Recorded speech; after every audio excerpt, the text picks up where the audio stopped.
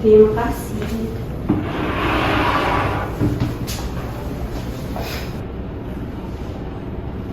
Selamat pagi, kami ucapkan selamat datang kepada Anda. Boleh Anda perkenalan dulu? Baik, terima kasih. Selamat pagi kembali. Perkenalkan, nama saya Alfiana Zahara, selaku fresh graduate atau pelamar dari perusahaan ini. Saya dari SMK Negeri 2 Palembang, yaitu SMK Kejuruan. Alamat saya di Jalan Gup Haji Bastari, 80 Jakarta. Sekali lagi selamat datang kepada Anda serta mengapresiasi kegigihan Anda untuk menyanggupi hadir pada sesi wawancara perusahaan kami pada hari ini. Seperti yang Anda ketahui bahwasannya sesi ini adalah tahapan penentu bagi interviewee untuk melanjutkan tahapan seleksi kerja pada perusahaan kami. Saya Melani Cahyani Tias dan rekan saya yang bernama Putri Maharani yang akan mewawancarai Anda pada sesi hari ini. Baik, sebelumnya mari kita hafalkan basmalah dulu. Baiklah, dari CV yang telah Anda kirimkan kepada kami akan menanyakan beberapa hal kepada Anda. Pertanyaan akan dimulai dari rekan saya. Pertama, ceritakan tentang diri Anda, apa yang menjadi kekuatan utama Anda? Perkenalkan, sebelumnya, saya Alfiana Zahara. Saya adalah anak pertama dari 3 bersaudara. Saat ini saya sedang mencari beberapa perusahaan yang memiliki kualifikasi setara atau mencari pelamar kerja di beberapa SMK termasuk SMK saya sendiri. Sebelumnya, untuk kekuatan bagi saya sendiri yang menjadi motivasi saya dalam mengejar karir yang saat ini sedang saya cari adalah motivasi dari orang tua utamanya, kemudian dari lingkungan sekitar seperti teman dan beberapa orang-orang penting dalam hidup saya. Bagaimana kekuatan itu muncul? Upaya itu sendiri saya lakukan terhadap diri saya sendiri dengan cara self-development atau menggali beberapa minat bakat saya yang perlu saya ketahui agar saya dapat menempatkan diri atau mengepaskan diri, memposisikan diri di beberapa perusahaan yang sesuai dengan minat bakat saya. Selanjutnya, apa hobi atau kegiatan di luar sekolah yang Anda nikmati dan mengapa? Beberapa kegiatan yang saya nikmati itu di luar sekolah seperti bela diri dan renang. Selanjutnya, siapa figur atau tokoh yang mempengaruhi Anda secara signifikan dan mengapa? Untuk yang figur itu, role model saya adalah yang pertama Maudy Ayunda dan Zafiraza, yakni seorang influencer dan juga artis sekaligus orang-orang yang menurut saya orang-orang yang berbakat dan mereka berhasil membawa diri mereka sendiri itu ke jenjang pendidikan yang lebih tinggi, yaitu jenjang yang saya impikan, jenjang pendidikan di luar negeri. Selanjutnya, adakah tantangan pribadi yang pernah Anda hadapi dan bagaimana Anda mengatasinya? Tentu saja ada. Tantangan pribadi saya sendiri adalah rasa takut saya sendiri, takut terhadap kegagalan yang akan saya hadapi, dan bagaimana caranya saya menghadapi perasaan takut itu dengan cara mengingat hal-hal yang sudah saya capai sejauh ini seperti prestasi saya dan beberapa hal-hal yang seperti dorongan dukungan dari keluarga dan terutama dari ibunda saya. Selanjutnya, bagaimana Anda mengelola stres atau tekanan dalam kehidupan sehari-hari Anda? Biasanya untuk hal itu stres saya akan sedikit berkurang ketika saya melakukan aktivitas seperti membaca atau journaling. Selanjutnya, bagaimana Anda mengembangkan keterampilan teknis yang relevan dengan bidang studi Anda selama waktu di sekolah menengah kejuruan Anda? Untuk hal itu, saya mengelola dengan cara seperti mengikuti bimbingan belajar dan juga mengikuti tes minat bakat, kemudian mengikuti ekstrakurikuler yang berhubungan dengan keterampilan yang saya miliki. Selanjutnya, apa proyek atau tugas yang paling menantang dalam pengembangan keterampilan teknis Anda dan bagaimana Anda mengatasinya? Sejauh ini proyek yang pernah saya buat itu adalah proyek arsitektur atau juga proyek mesin yang telah saya publikasi di media juga. Itu adalah karya sekaligus karya tim yang saya emban bersama tim saya semasa di sekolah menengah kejuruan kemarin. Selanjutnya, apa langkah-langkah konkret yang Anda ambil untuk meningkatkan keterampilan teknis Anda secara mandiri di luar lingkungan sekolah Anda? Untuk hal itu, seperti yang telah saya bilang tadi, saya mengikuti ekstrakurikuler, kemudian juga mengikuti beberapa kegiatan kejuruan di luar sekolah seperti sekolah kursus mesin, sekolah mengenai pembelajaran arsitektur dan juga sebagainya. Selanjutnya, bagaimana Anda merencanakan untuk terus mengembangkan keterampilan teknis Anda di masa depan, termasuk selama studi lanjut atau di lingkungan kerja Anda? Saya akan melakukan pengeksplorasian terkait minat dan bakat saya, serta bagaimana saya beradaptasi terhadap bidang saya sendiri. Selanjutnya, bagaimana Anda menjelaskan ide atau konsep teknis kepada teman sekelas yang tidak memiliki latar belakang dalam kejuruan Anda? Untuk hal itu, mungkin hal tersebut akan saya jelaskan dengan cara personal maupun secara kelompok, yakni secara tim, secara dengan kesabaran penuh tentunya. Saya akan mengajak dan merangkul teman-teman saya untuk memahami apa progres pekerjaan yang telah kami emban bersama-sama. Bagaimana Anda menyampaikan ide atau solusi Anda secara efektif melalui presentasi atau laporan? Biasanya untuk hal itu saya akan menyelipkan beberapa kata-kata motivasi di berbagai kesempatan saat saya melakukan presentasi. Apakah Anda memiliki pengalaman dalam berkomunikasi dengan orang yang memiliki tingkat pemahaman teknis yang berbeda? Tentu saja iya. Akan tetapi saya memiliki pengalaman yang masih minim untuk berinteraksi dengan orang-orang luar, karena interpersonal saya sendiri itu bekerja sesuai dengan masih dalam lingkup anak sekolah menengah. Bagaimana Anda memastikan bahwa pesan atau informasi yang Anda sampaikan dapat dipahami dengan jelas oleh orang lain? Untuk hal itu, tentu saja tanpa sungkan saya akan menanyakan secara langsung atau bahkan secara pribadi kepada orang-orang yang memiliki keluhan terkait ketidakpahaman mereka terhadap penjelasan dari saya. Bagaimana Anda menyesuaikan gaya komunikasi Anda ketika berbicara dengan rekan kerja, atasan, atau klien? Untuk rekan kerja, saya akan sesantai mungkin berkomunikasi tanpa ada hal-hal yang terikat dalam pekerjaan. Dan untuk atasan, mungkin tentu saja saya akan sesopan mungkin dan terampil serta hati-hati dalam berkomunikasi kepada atasan. Dan untuk klien, sebisa mungkin saya akan melaksanakan ketentuan perusahaan dalam menetapkan kode etik pekerjaan.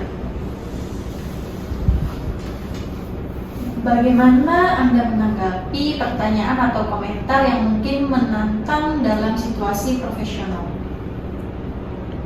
Boleh diulangi? Bagaimana Anda menanggapi pertanyaan atau komentar yang mungkin menentang dalam situasi profesional? Untuk hal yang menentang, mungkin saya akan memilih terlebih dahulu itu adalah mengikuti atasan saya terlebih dahulu. Bagaimana ia menanggapi dan bagaimana caranya menempatkan diri agar saya bisa mengikuti perintah atasan, atau bahkan tanpa sungkan saya akan menyerahkan ide saya kepada atasan saya jika diminta. Selanjutnya, jelaskan proses berpikir Anda ketika dihadapkan pada masalah yang memerlukan situasi kreatif di luar buku teks. Untuk hal itu, mungkin saya akan melihat terlebih dahulu bagaimana pola cara kerja atau tugas yang diminta. Kemudian saya akan mengusahakan bagaimana bentuk dari tugas tersebut, dan tahap selanjutnya adalah saya akan memaksimalkan kinerja saya. Apabila saya tidak memahami prosedur kerja, saya tidak akan sungkan bertanya kepada atasan atau orang yang ahli di perusahaan kita. Bagaimana Anda menanggapi kegagalan atau kesalahan dalam konteks tugas atau proyek sekolah? Untuk kegagalan, sejauh ini mungkin saya beberapa kegagalan itu membuat saya sedikit turun pada motivasi. Namun kegagalan juga tak menjadi salah satu penghalang bagi saya untuk berinovasi lebih tinggi terhadap apapun yang saya akan rancang terhadap beberapa tugas sekolah maupun inovasi-inovasi terhadap karya yang saya akan publikasikan. Selanjutnya, dalam suatu situasi di mana Anda tidak setuju dengan rekan kerja atau anggota tim tentang cara menyelesaikan masalah, bagaimana Anda menangani perbedaan pendapat tersebut?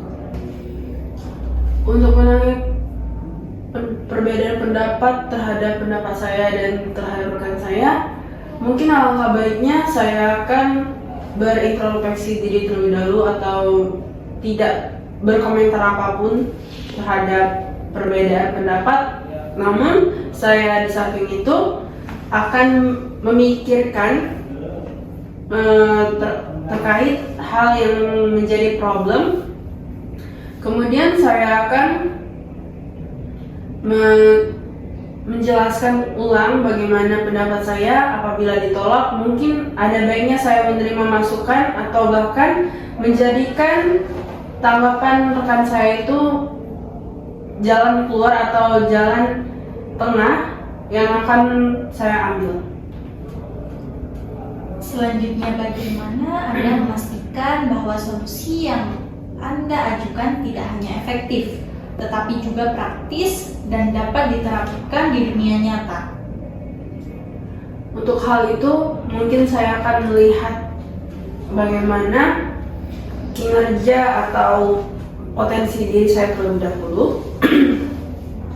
Apabila terdapat kesenjangan terhadap potensi diri saya dan bidang kerja, mungkin saya akan mengevaluasi diri terlebih dahulu dan bertanya tanpa sungkan. Kemudian dengan inovasi yang mungkin muncul dari pikiran saya setelah saya belajar kembali, saya akan menerapkan cara itu dengan efektif, seperti mengajar rekan saya atau bahkan menerima masukan dari atasan saya. Selanjutnya akan disampaikan oleh rekan saya untuk mewawancarai Anda. Baiklah, saya akan melanjutkan pertanyaan dari rekan saya. Pertanyaan yang akan saya tanyakan yaitu bagaimana cara Anda menyeimbangkan antara pekerjaan dan pembelajaran Anda di sekolah? Untuk hal itu, saya lebih mengutamakan kegiatan pembelajaran, kemudian setelahnya saya lebih jika memiliki waktu luang, saya akan berfokus berinovasi pada pekerjaan saya. Selanjutnya yaitu bagaimana Anda merencanakan untuk terus mengembangkan keterampilan praktis Anda setelah Anda lulus dari sekolah. Tentu saja untuk mengembangkan keahlian praktis saya akan mengikuti berbagai macam kegiatan seperti lomba yang hal-hal terkait untuk dalam integritas, kualitas, kinerja atau bakat saya sendiri. Selanjutnya, bagaimana Anda biasanya merespon suatu perubahan yang tidak terduga atau ada situasi yang berubah-ubah? Untuk hal itu, saya tidak akan merasa panik terlebih dahulu. Saya lebih mempelajari situasi terlebih dahulu ketimbang gegabah dalam mengambil keputusan atau tindakan. Selanjutnya, sebutkan suatu contoh di mana Anda harus beradaptasi dengan cepat untuk mengatasi perubahan dalam proyek ataupun tugas sekolah Anda yang pernah Anda alami. Contohnya, saya pernah mendapatkan tugas yang sangat banyak. Tentunya itu memiliki jadwal pengumpulan yang sangat berdekatan. Pribadi saya mengutamakan mengambil langkah praktis, yaitu dengan cara mengerjakan tugas yang mendekati deadline atau bahkan yang lebih berat terlebih dahulu ketimbang tugas-tugas kecil yang memiliki jangka waktu yang cukup panjang. Selanjutnya yaitu apa strategi yang Anda gunakan untuk tetap tenang dan juga fokus ketika Anda dihadapkan pada situasi yang menuntut Anda untuk beradaptasi? Strategi saya akan membaca situasi terlebih dahulu, kemudian saya akan mempelajari dalam diam saya tersebut dan diikuti beberapa ide-ide yang akan muncul dari cara saya berdiam diri dengan berpikir. Selanjutnya, sebutkan suatu situasi di mana Anda harus bekerja sama dengan orang yang memiliki pendekatan atau gaya kerja yang berbeda. Konteksnya gaya kerja yang berbeda dengan Anda. Terus, bagaimana Anda menanggapi hal tersebut? Untuk hal itu, mungkin saya akan, terutama pada orang yang belum terlalu saya kenal, saya akan mencoba untuk mendekatkan diri terlebih dahulu kepada dirinya, memahami beberapa teknis atau cara kerja dia terhadap satu pekerjaan. Ada kemungkinan atau tidak menutup kemungkinan saya akan mengikuti trik atau cara kerja dia agar memiliki daya tarik atau chemistry yang sama, agar bahwasanya itu hal yang menurut saya bisa saja meningkatkan kualitas kepercayaan dia terhadap saya, yang mana hal itu juga memiliki tujuan, yakni tujuan yang konkret terhadap kinerja kami bersama. Baiklah. Selanjutnya, bagaimana Anda menilai dan memperbaiki diri Anda setelah menghadapi kesalahan ataupun kegagalan dalam suatu proyek ataupun tugas yang Anda lakukan? Untuk hal itu mungkin di awal saya memberi gambaran bagaimana saya merespon kegagalan terhadap yang ada di depan mata saya. Saya lebih cenderung akan stres di awal, namun dalam stres tersebut mungkin saya tidak akan berlarut-larut, karena menurut saya diiringi juga dengan beberapa pola pikir yang cukup kompleks dalam pemecahan masalah, yang mana saya tidak bisa dan tidak akan merasa nyaman jika saya berada dalam situasi yang terus-terusan membuat saya tertekan. Selanjutnya, bagaimana Anda mempersiapkan diri untuk menghadapi perubahan teknologi ataupun perkembangan baru dalam industri atau bidang studi Anda? Seperti yang kita tahu bahwa setiap tahun pasti ada perubahan.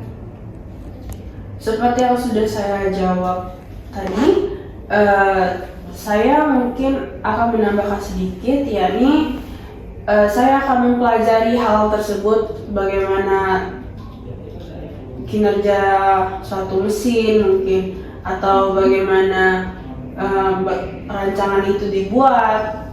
Saya akan menggali informasi terlebih dahulu mengenai beberapa kerja alat, bagaimana cara kerja alat tersebut, atau bahkan saya tanpa sungkan akan menanyakan kepada beberapa ahli teknisi pada perusahaan. Mungkin saya juga tidak akan sungkan bertanya kepada rekan saya yang menurut saya satu frekuensi dengan saya. Oke, selanjutnya bagaimana Anda mengatasi situasi di mana Anda merasa tidak memiliki pengetahuan dan juga keterampilan yang diperlukan, dan bagaimana cara Anda mempelajari hal baru tersebut dengan cepat? Tentu saja mungkin saya akan merasakan insecure terlebih dahulu, atau akan cenderung jenuh terhadap situasi tersebut jika berlangsung berlarut-larut tanpa ada ide yang muncul dari diri saya sendiri. Kemudian strategi saya mengembalikan adaptasi lingkungan tersebut, saya akan mengingatkan diri saya dengan cara menonton video self development atau peningkatan diri, yang mana hal itu juga meningkatkan kesadaran atau menyadarkan saya terhadap value-value diri saya pribadi. Kemudian saya akan juga menonton beberapa film motivasi. Oke, mungkin ini pertanyaan terakhir dari kami. Bagaimana Anda mengelola waktu dan juga sumber daya Anda ketika dihadapkan pada tenggat waktu yang ketat ataupun perubahan jadwal yang mendadak? Untuk hal itu mungkin saya akan terkejut di awal, tapi tidak akan berlangsung lama. Saya akan bergegas melaksanakan tugas dengan baik dan terampil sesuai dengan etika kerja. Bahkan saya akan tidak sungkan meminta tolong rekan saya yang lebih ahli dalam tugas yang cukup berat bagi saya.